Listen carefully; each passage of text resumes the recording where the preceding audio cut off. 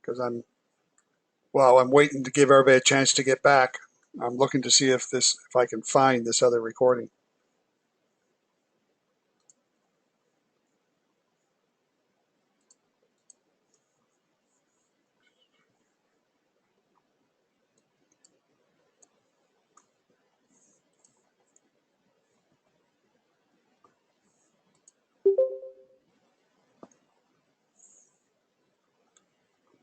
It may be there. Okay.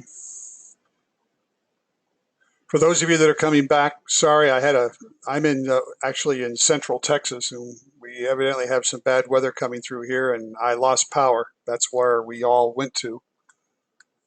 So I apologize. I'm waiting a few minutes to see if anybody else comes back, and didn't think that I was disappeared on them. When I disappeared, did you all just lose connection, or were you able to talk to each other once I was gone?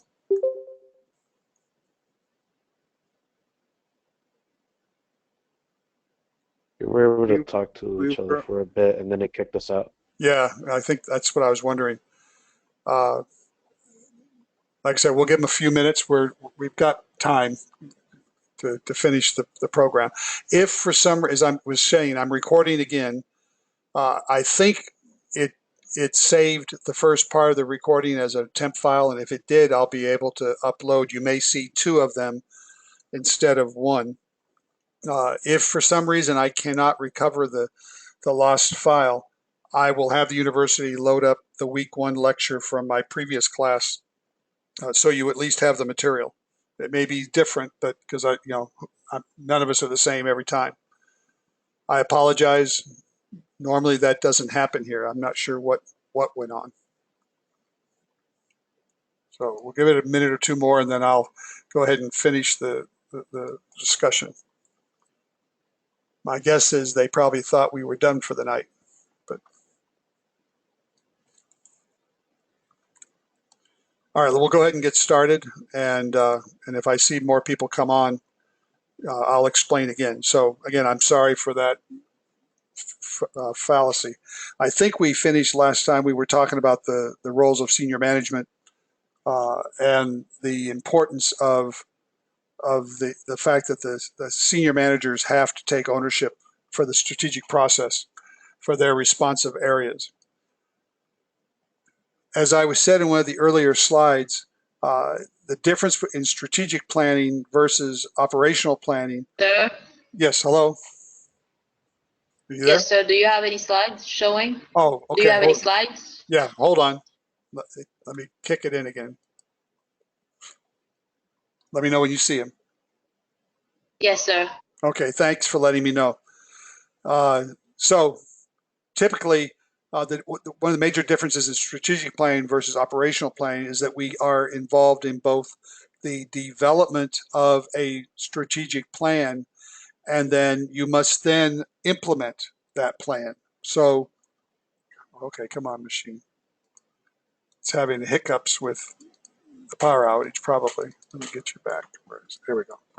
So as we finish the development, and what we've talked about from this evening, most of it was on the development side, getting a plan in place, designing it, figuring out what belongs in it, designing the components of it. But at the end of the day, a strategic plan is worthless unless it's implemented. And so a strategic plan goes from development phase to an implementation phase, in which the core of the business then takes what was developed by a subset, normally a smaller group that has come up with that strategic plan, and they have to then come up with a operational plan that implements that strategy and takes the intent of that strategy and applies it in our day-to-day activity. And that's where the feet meet the road as far as the advantages of strategic planning. If all your company does is, or your organization does, is develop a strategic plan and tell you where they're going to be when they get there, but they never implement an operational or implementation plan, then they're only doing half the job, and they've not taken the strength of strategic planning to their next level. So developing refers to the creation or updating or approaching of a strategic plan.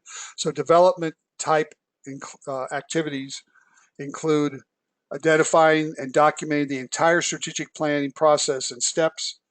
Often this will be based on the strategic planning model or tailor the organizational needs. So we have to identify and document what those are. We outline participation and the individuals and their responsibility. So in that operational going to strategic going to operational, we outline who the players are and what their responsibilities are. We identify the sources of input and try to analyze how they're used. So what are the inputs that come into the process or into the system that impact the implementation of that plan? We want to show we try to show the timeline and linkages to other plans and processes, both internal and external. So as we move over out of that planning phase into the operational phase, we want to show all of the other plans that exist, where they connect into the strategic plan, and what impact they have going forward. Those can be both internal and external in nature. And we also want to look at the timing that's involved in that. At what point in the operational plan does it kick in? The models, as far as strategic planning, there are a large number of models using strategic planning to develop by various institutions. Many organizations have specific models that they use. So your company may have a strategic planning model they use. There are hundreds of consultants that have developed unique models for the purpose of building strategic plans. Selecting and developing of modeled or tailoring to the organizational need is often the task of a experienced consultant. So often companies that are looking for help in strategic planning will bring a consultant in for the purpose of helping them define that model that they can follow. Selecting a model and the associated terms and conditions that are necessary for defining the concepts in the same way that's consistent is important. So we want to find a model and the terminology and the definition of terms that model uses that are consistent with our business and our way of doing business. For example, some organizations consider first order of strategy as being the goals. Others may consider the first objective as being higher level strategic objectives. So we have to decide which ones work best for our organizations and for our system. This is a chart showing the process that a company goes through in planning their existence, if you want. So we talked about pre-planning activities and organizational assessments. That's the early on. And what we're talking about right now really is this vision, mission, and principal values area. Those are the points where the company takes this pre-assessment and they define who they are. So at this point, we're defining who we are and what we are. We then have to do a gap assessment. So you're going through this with your projects on a lower scale, on a lower level. But you then do a gap analysis. And again, that gap analysis is the current state versus future state. Once you determine that gap analysis and you determine what is the gap that you need to address, you then establish goals, strategies, and objectives to close that gap or eliminate the gap. That's your strategic plan. You then move through that and finish that phase, and you move into the planning phase, which is implementing the operational plan that's going to carry out that strategic plan. And then you move down through these functions, which we'll be talking about in future classes.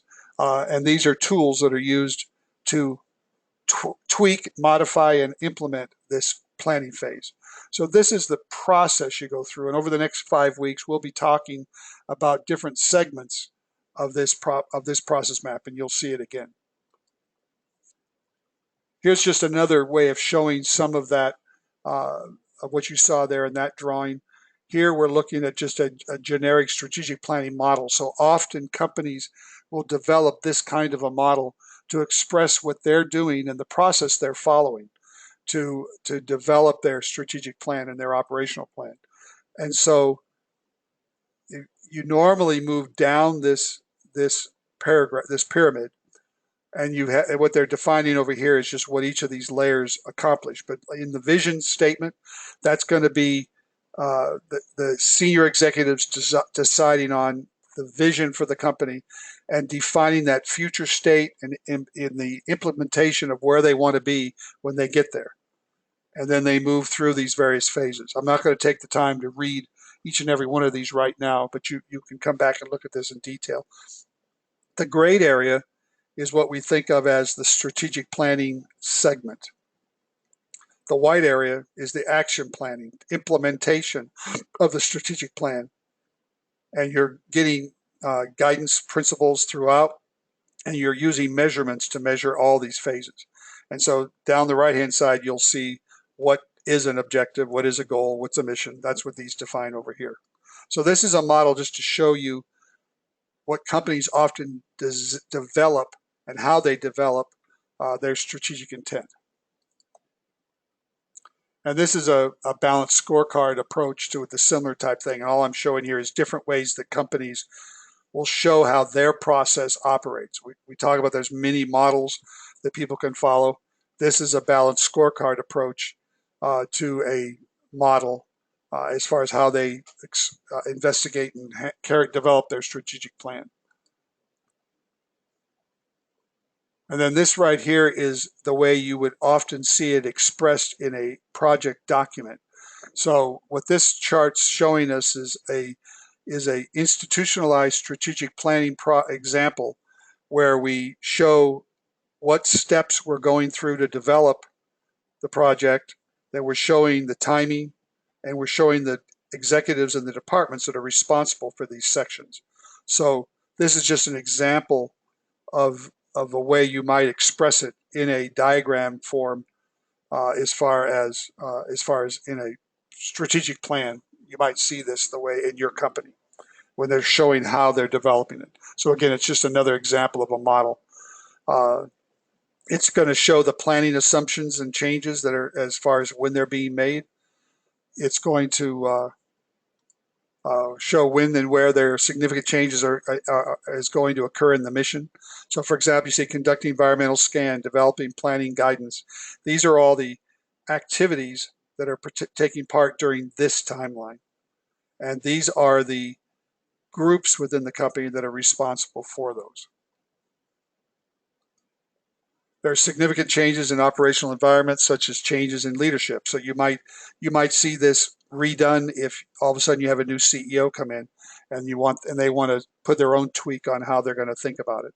What significant process has been made against the objectives and goals? So we'll often come in here and look at these documents to try and define what those objectives are in your goals. My cursor's not moving. There we go. And then the vision, mission, and core values should not change with every update or goal update of the goals and objectives. So vision, mission, and core values are elements in a strategic plan that stay constant.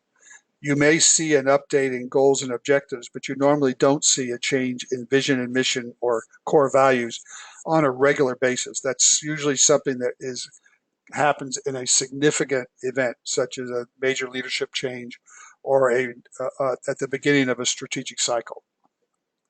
Implementation is how the organization converts strategic plans into well-developed actions. So implementations include developing of all appropriate levels. So all the levels of the organization need to be involved in the implementation portion. Prioritizing work and resources are what the implementation schedule does. It just determines what resources are going to be taken care of first. Middle management translates strategic to operations. Normally, it's those middle managers that are going to actually create the operational plan. Establishing project plans for action, so they cause action, not thought. Reduce, review, monitor, and control are all done throughout the entire process. It's not at the end, it's throughout it. We track results through operational plans on a day-to-day basis or weekly and monthly basis. Linking performance goals and objectives, and communicating and engaging stakeholders. Part of the operational process and implementation process is feedback and continuous in communication with the various stakeholders within the organization. This is basically a chart that's just showing what strategic planning is intended to do, from the Japanese approach to leadership, as well as just strategic planning as a whole. The square on the left shows what happens when you have a lot of plans that are all independently operated and functioning, and management uses their plans for their operation. But as you apply a holistic approach to the leadership and strategic planning, and in particular use of strategic planning, then the red representing the strategic process helps you to bring all of those various operating policies and procedures into tandem. And while they may not all move in the exact same direction, they are all moving toward the same objective. So it provides for continuity, consistent action, and attention to detail that allows the organization to function in a proper direction and mode. So this basically determines the organization's determining that present state. They're developing that future desired or future state. They're prioritizing and selecting vision elements and for the breakthrough. In other words, part of a strategic plan is to find breakthrough opportunities to move from a current state to a future state. Create a plan to improve the vision element, and to achieve the vision of the organization. Determine items that are relative to daily management. So an operational plan takes that strategic direction, and they find ways to break it down so that it has an impact on the day-to-day management of the company. They develop a plan. We'll be talking about catchball in future classes. They deploy or implement it and develop it. They review the plan on a weekly, monthly, quarterly basis to ensure that the process is accomplished. We use corrective action, process improvement, and standardization to do so. And then it's annually reviewed to ensure that we are reaching our longer term objectives and we're not getting blindsided by the day-to-day activities.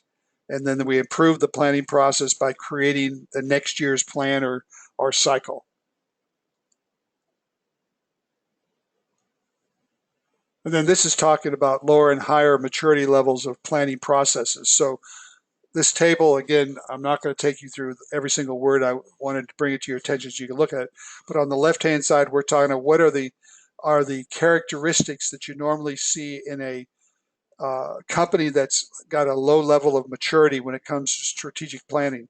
So if you see these elements prevalent in your organization, it's a pretty good indication that you're looking at a company that has a low level of maturity in strategic planning. On the reciprocal side, on the right-hand side, you see the higher level. These are the characteristics that we normally see in companies that have a high maturity level when it comes to strategic planning, using scenarios, including risk assessments, extensive supplier and customer input.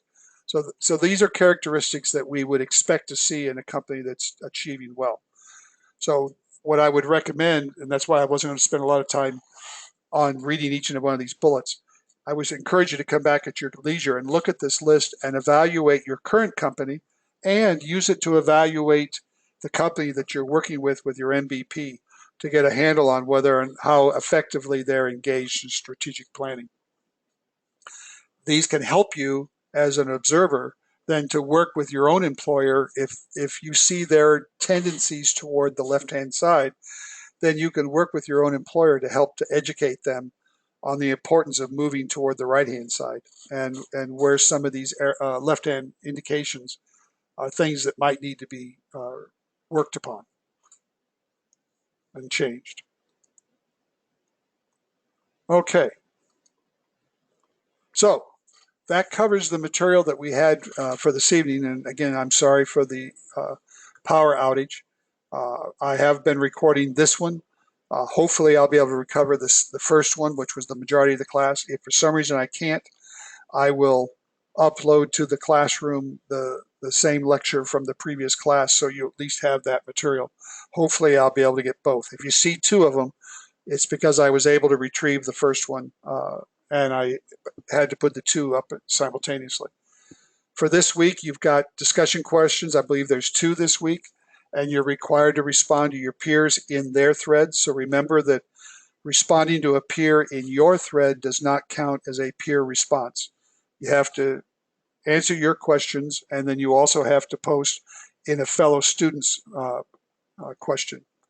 The MPP being specifically identified strategic planning activities, determining the degree that they exist in the organization. So that's one of the things you're going to be doing this week, is trying to assess how much strategic activity there is going on within your sponsor, and preparing to deliver your MVP project, which is going to be due the end of this course.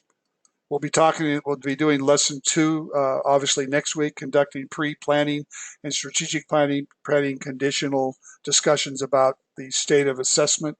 So those are kind of the things we're going to be talking about. Let's just go back here to the syllabus, and I want to, especially when it's new with a class, I like to go back to the syllabus and make sure everybody understands the assignments that are due for the week. So, wrong one.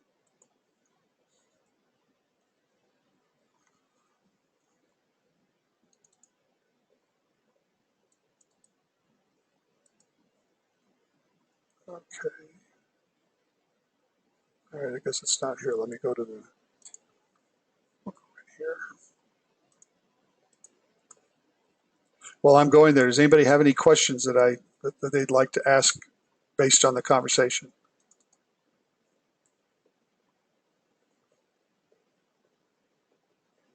Okay. All right. This course does not have a heavy assignment load. There's basically 2 major team assignments.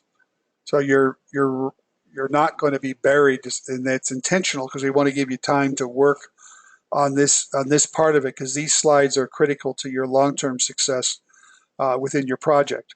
So the first assignment the team has is not due until week 3. So you don't have an assignment per se for this week, but it's important that you start working on it as a team.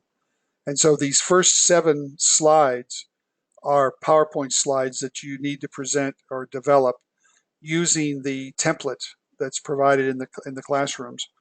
And what you're going to do is you're going to develop these slides to send me for week 3. And then the second team assignment is then down here, and you'll be working on these as well. And then what will happen is you'll be presenting those to me at the end of week 4, so that you can, as a team, present them in class for week 5. And next week, we'll be talking about SWOT step. We're going to be talking about the assessment approach and the pre-planning activity for strategic planning assessment tools. So we'll be talking about that in that chart I showed you. We'll be talking about the pre-planning segment of the discussion. Okay. Any questions before we close for this evening?